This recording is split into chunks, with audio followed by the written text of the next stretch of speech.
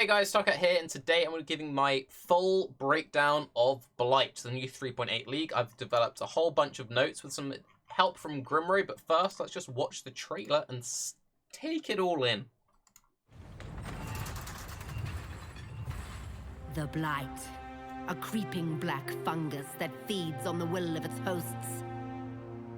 Pulsating with toxic blood too dangerous to touch, too dangerous to ignore. We must drain the ichor of this dark infection. Its mindless husks will protect its core. So I build weapons. Towers which conjure flames, chill the air, move the earth.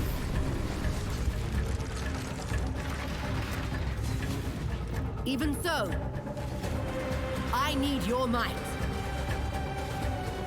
And to the mighty go the spoils. The source of this blight is out there. Its black tendrils reaching for us. We will seek it out and purge it.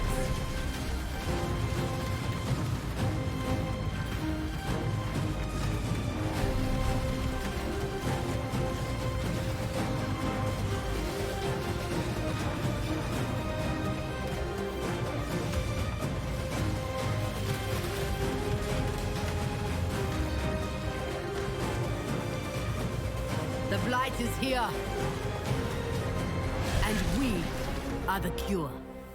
I love the soundtrack, so good. Alright, we'll listen to Chris and I'll get into my breakdown. In the Blight League, Sister Cassia is trying to stop the spread of the mind-controlling blight by destroying fungal growths. When attacked, the blight commands infected monsters to defend it. The monsters mindlessly follow the blight's tendrils, only attacking foes directly in their path. The infected are unusually tough, so you'll need to build defensive towers to exploit each monster's specific weaknesses. For each tendril lane you defend, a chest will appear with your rewards. These rewards can include oils, which Sister Cassia can combine together to enchant certain items. Blighted maps contain larger pockets of infection. Cleanse these for rewards, including unique items which can be enchanted with notable passive skills. In Path of Exile Blight, we also have a focus on giving you more control over when you run side content. Master missions now stack for later if you don't run them immediately. This expansion also contains significant revamps to the Saboteur, Assassin, and Necromancer Ascendancy classes, as well as an additional bar of skill bindings. Check out Path of Exile Blight on September 6th. Awesome. Now, I'm not going to read through everything. Instead, what I've done is I prepared a document which summarizes everything, and I'll just leave this trailer looping in the background so we have something pretty to look at. So, just to summarize what is being added in Blight League, we have a new tower defense system we've never previously seen in Path of Exile. Some people are very into it, some people are a bit iffy on it, but we'll get into that a bit later. We have 18 new div cards, 16 new skill and support gems, 16 new unique items, 24 reworked uniques, 6 being substantial overhauls, reworked master mission system. They now stack infinitely, and regardless of if you've logged in that day, you'll receive 2 new missions every day. I'm assuming you'll still need to have created a character. But if you were planning to like have a holiday or play like classic WoW or Borderlands or basically any different game, you could maybe have a system where like you got your character to maps, like got them into red maps, then you disappeared for a few weeks, you come back and you have like 50 missions saved up, and that'd be like 50 Nikos, 50 Alvas, 50 Zanas, which is actually really cool. The idea of stockpiling up loads of master missions is really, really cool. We're having a new anointment system, which you get from the oils. So from doing the actual blights themselves, you get these special oils you can use to enchant your rings and amulets, or you can juice up special blighted maps. So you have the option, do you want to craft better gear, or do you want to craft harder and more rewarding maps? So you have that interesting choice of, do you want to go crafting or just mapping? The rings will buff the towers. So the towers you see It might be like your fireball towers shoot more fireballs, the towers that stun for longer or have bigger radius, the slow harder, stuff like that. And then the amulets, they actually give you passives on the skill tree. There are also 13 secret passives that you can only get through oils. There is also a set of blighted uniques, 4 items, and those can also be anointed. So you can have up to 4 with the full set, and then 1 on the amulet, and I guess also the 2 rings, but yeah. Now, in terms of abilities, we're having 3 main archetypes being pushed in Blight League. We have Necromancer with a whole bunch of new minion support gems and some new minions. We have Saboteur seeing some major reworks. The main focus is on mines, but I'm sure there'll be some nice little tools for traps as well. Assassin with the main focus being on poison and poison reworks. Now, all 3 of these ascendancies will see specific mechanical reworks, probably new notables. Kind of think about what we've seen from stuff like Occultist, Champion, Slayer, basically all the reworked ascendancies in the past. There will also be some numerical changes happening to Raider, but no massive reworks. Now, the things which are really cool in particular to focus on from those 3 archetypes, minions will have new support gems, one of which will let us choose and manipulate the actual AI behavior. Players have wanted a way to manipulate the AI of their minions for a very long time. You could have them be more passive, more aggressive, more defensive, move faster. We have a new thing where you like mark enemies for death and all of your minions will swarm that one enemy. So that's all very cool. Mines are now throwable. If you didn't know, previously you'd lay mines at your feet. And you would lay mines and press another button to detonate all of your mines. And you just you'd alternate spamming mines and spamming detonates. Now what happens is you throw a whole bunch of mines out. They actually reserve mana rather than having a flat mana cost. And then when you detonate your mines, it detonates all of your mines in a sequence. And the more mines you have out, the more powerful they are. Not only will you do more damage because you have 10 mines being detonated rather than 1, but each subsequent mine will do more damage, so it really promotes this idea of stockpiling a bunch at once. We also have these new minions called Skitterbots. Skitterbots are specific trap and mine minions, and their role is to support trappers and miners. They will trigger your traps, also trigger your mines. We don't know the full details, that seems very interesting. We're also seeing the introduction of a new defensive mechanic called Elusive. We don't know how this works, but we do know that the Assassin will have a notable supporting this. If I had to make a massive guess, I'm assuming it'd be some kind of guaranteed evade or guaranteed dodge, which maybe stacks up. Pure speculation, though. Getting into some of the miscellaneous things being added, we're seeing the introduction of additional skill bar. None of the artwork, none of the images, nothing shows the additional skill bar in action. But apparently we're getting another bar, which is huge. We've wanted more bindings for a really long time. Finally getting new binds is a buff for every single player, regardless of what builds you play. We're also seeing, as I mentioned, some improvements to raidage from a numerical point of view. And if you look at a lot of this artwork, there's actually new artwork for both life and mana flasks. We might potentially see some kind of rework to how life and mana flasks works. It might just be numerical, might just be finally updating the art because they haven't had updated art for a long time. But still, that's very nice. Now getting into my pros and cons of the league, and after that, there's a whole bunch of notes that I gathered from my friend Grimro and from some of his friends that he spoke to about the league itself. So, pros. We're seeing 3 archetypes being pushed that gives plenty of variety. With last league being mostly focused on melee players, if you went into melee, you might be like, oh, a bit boring. But now it's do you care about minions? Do you care about mines? Do you care about poison? There's a whole different ways of building poison, attack-based, spell-based. There's loads of different ways of building mines. Minions can be very complex. Even just small little tweaks into 1 or 2 playstyles can completely change loads of other playstyles. So you should have plenty of options. And then I'm sure we'll also see some balance patch changes just to other skills as well.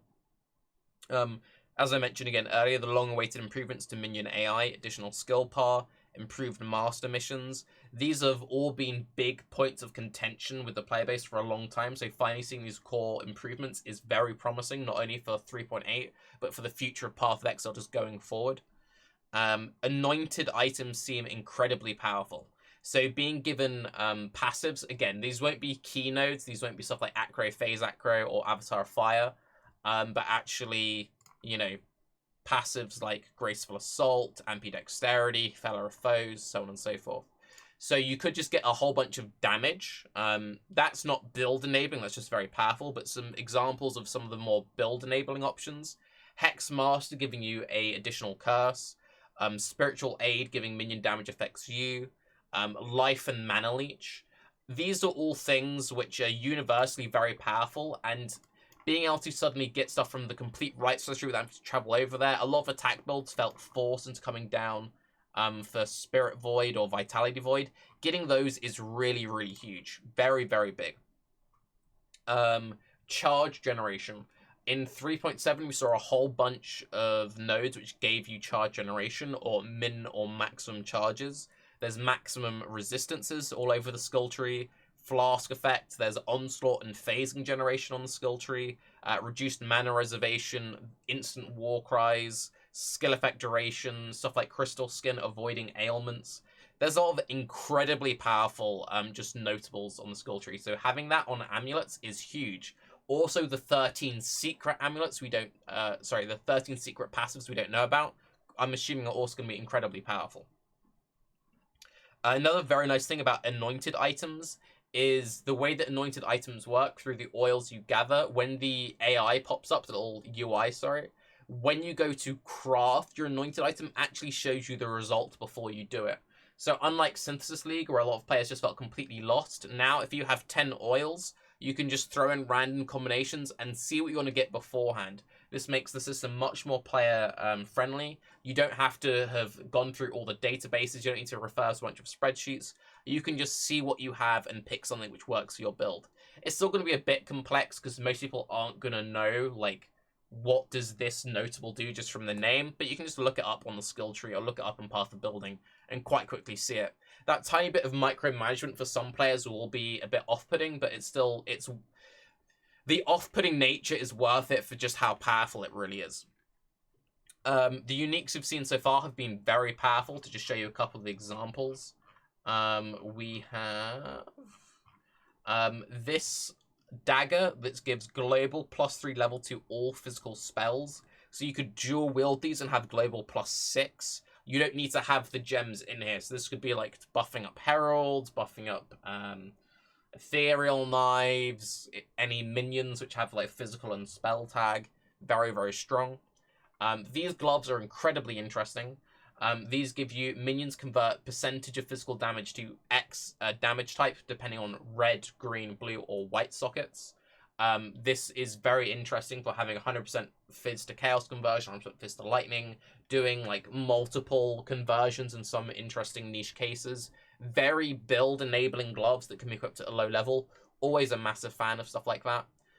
Here we see a very interesting amulet, which is focused very much on the elusive mechanic. We don't know how that works, travel skills, and frenzy charges. So increased cooldown recovery of travel skills per frenzy charge. You can very easily get like 8 frenzy charges. That's 80% cooldown recovery, pretty good. Increased effect of elusive per power charge. You don't know what that is, but assuming it's going to be good. Chance to lose a frenzy charge when you use a travel skill. That's obviously a negative. Chance to lose a power charge when you gain elusive, obviously also a negative. Your maximum frenzy charges is equal to your maximum power charges. Could be very powerful on a power charge stacking assassin, could be very powerful on a channel-based trickster. Trickster is very easy generation of both frenzy and power charges. So you could stack a bunch of power charges, also get a whole bunch of frenzy charges, and then get easy generation to buff up your movement skills and your elusive mechanic. The div cards we've seen have also been very powerful. Akil's Prophecy gives you a fated unique item. Interestingly enough, this was actually a div card I wanted to make myself. So whoever made this, well done.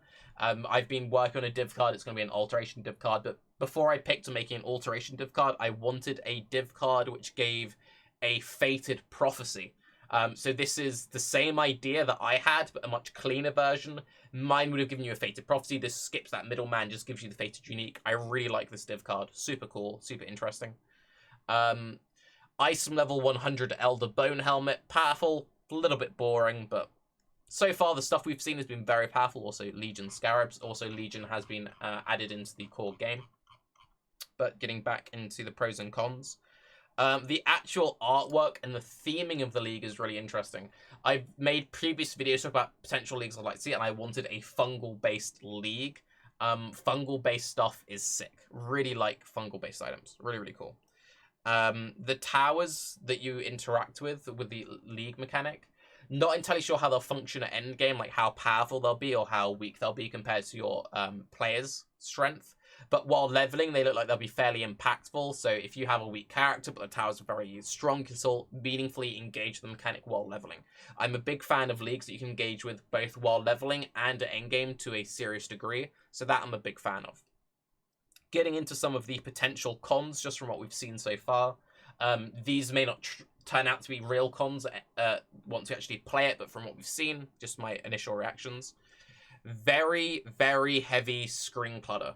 A lot of the trailers, a lot of the gameplay stuff we've seen from Ziggy D and other articles, there's just a lot going on, and from that, it can be... Screen clutter is just hard to see what's happening to your character. If you can't see what's happening to your character, it's harder to dodge things, and yeah, that just seems like it could be an issue. Also, keep in mind, you'll see Blight on top of other master missions, so you have a Blight going on, then all of a sudden an intervention jumps in, and people are trying to assassinate you, and all the syndicate AoEs are getting lost within all this other stuff. That's the main way where I can see visual clutter being a big issue. If you're playing in groups, the visual clutter is going to be absolutely ridiculous.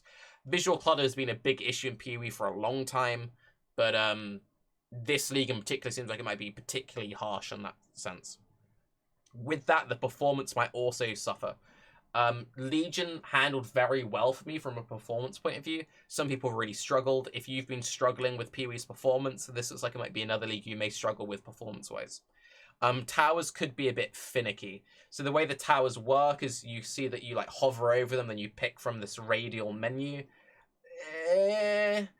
It looks relatively smooth, but players have a history of not liking non-direct combat mechanics, stuff like net, stuff like flares, stuff like dynamite.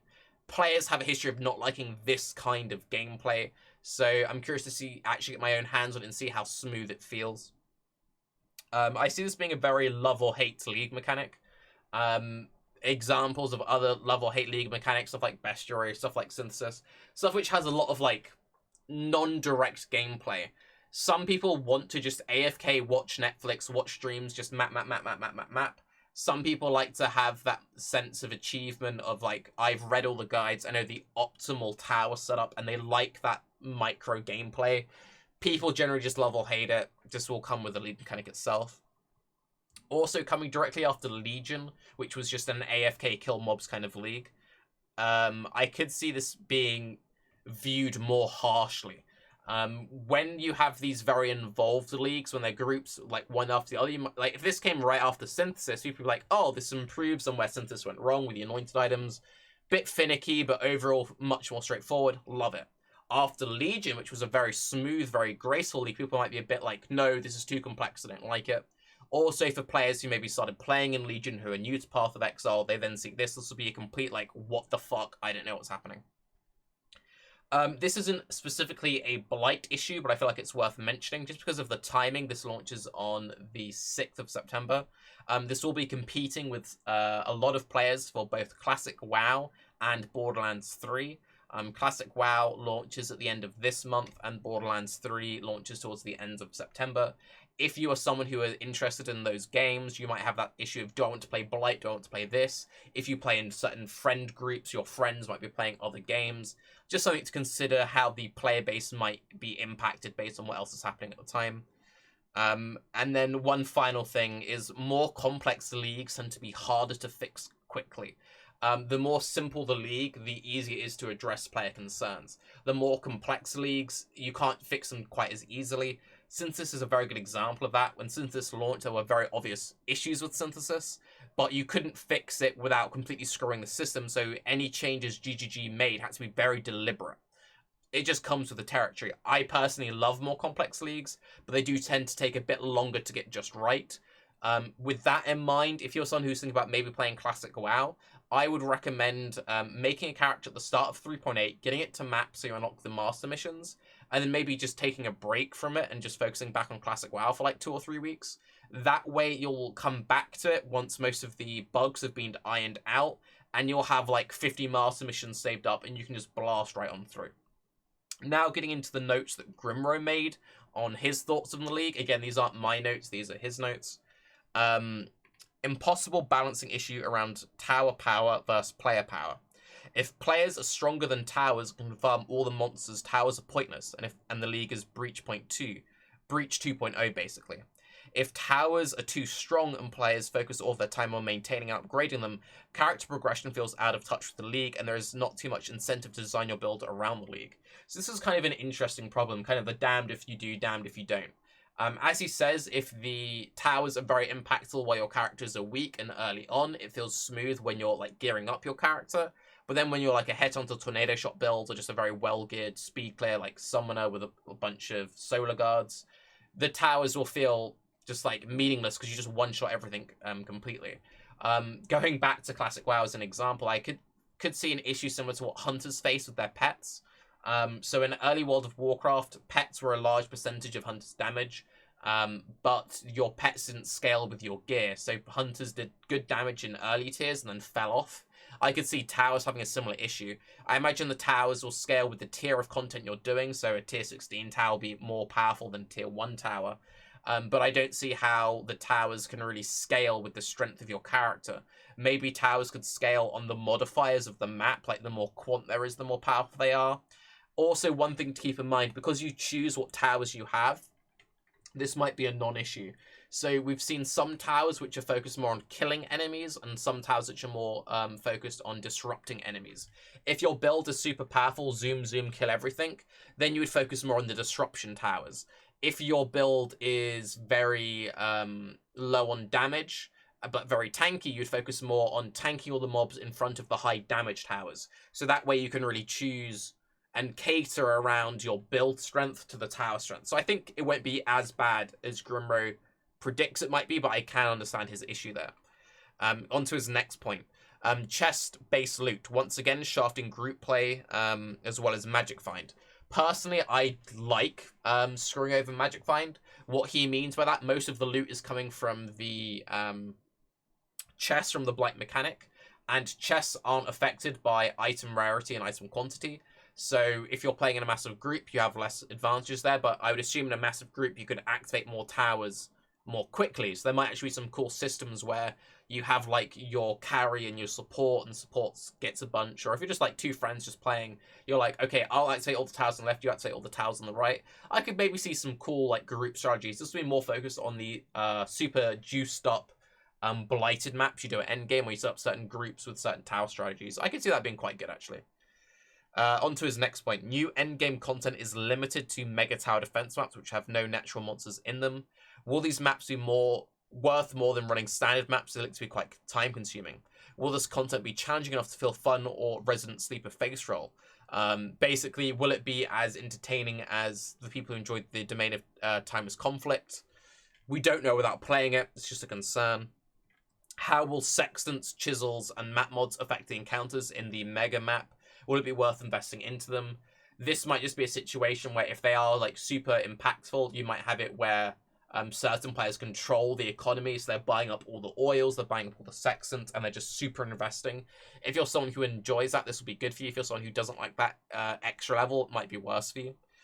You might have like guy with all the investments getting all this value, so he is setting the price of oils, basically. Farming white maps will probably be super strong again. Similar reward structure to Legion. If you didn't like how people were farming low tier maps like Glacier, then I could understand. If oils have this set market price where we get the most oils, doing the most blights per hour, will we have more oil drops for higher tier content? We just don't know. And then his final point here.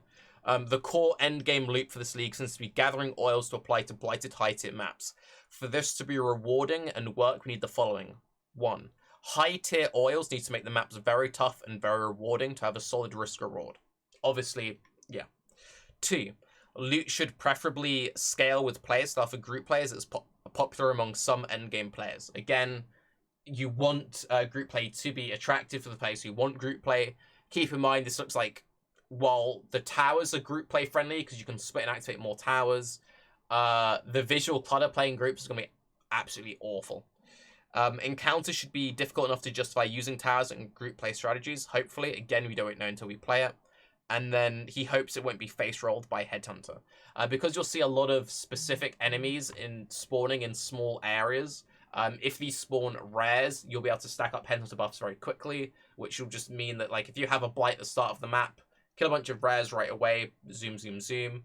Ways to alleviate this would have it so that it's mostly non-rare monsters you're fighting, lots of magic monsters. I'm sure we'll still see a whole bunch of rares, but maybe if it was weighted more towards magics than rares, that would solve a potential Headhunter or Inspired Lining issue.